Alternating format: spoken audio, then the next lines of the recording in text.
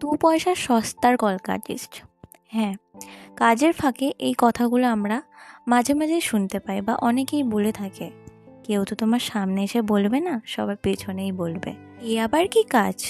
লোকের হাতে কপালে কলকা করা? আর কি কোনো কাজ নেই নাকি? ও আসলে পড়াশোনা করতো না, না পড়াশোনাও তো খারাপ ছিল, রেজাল্টও তো ভালো নয়, সেই জন্যই এই সমস্ত কাজ করতে হচ্ছে আর কি। চাকরিও তো পাবে না। আর কাজের ফাঁকে কম বেশি জনই আমরা এসব শুনে অভ্যস্ত হয়ে পড়েছি, তাই আমাদের আর আগের মতো সেই প্রবলেমটা হয় না। যারা এই সমস্ত কথা বলে থাকেন আর এই সমস্ত কথায় বিশ্বাসী, শুধুমাত্র তাদেরকে উদ্দেশ্য করেই কথাটা বলছি। দেখুন, আমি একটা আর্টিস্ট, আর আমার মতো হাজার হাজার আর্টিস্ট রয়েছে। প্রত্যেকটা আর্টিস্টই তার আর্টটাকে ভালোবাসে।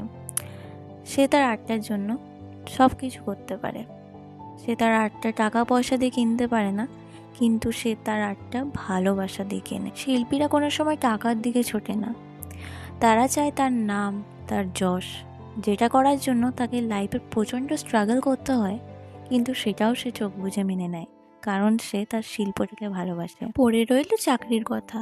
প্রত্যেকটা মানুষ যদি চাকরি করে, তখন কারা হবে মেকআপ আর্টিস্ট, কারাই হবে মেহেন্দি আর্টিস্ট, অ্যান্ড কারাই হবে কলকা আর্টিস্ট অ্যান্ড নেল আর্টিস্টই বা কারা হবে? যারা নিজের শিল্প নিয়ে বেঁচে থাকতে চায় তাদের থাকতে দিন, দেখবেন আপনারাও ভালো থাকবেন।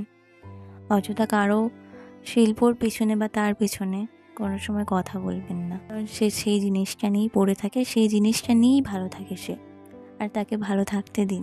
যাকগে, ফিরে আসবো আবার নতুন ভিডিও নিয়ে।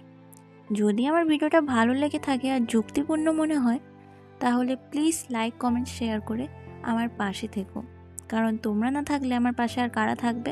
তো বাই বাই, আবার ফিরে আসবো নতুন ভিডিও নিয়ে।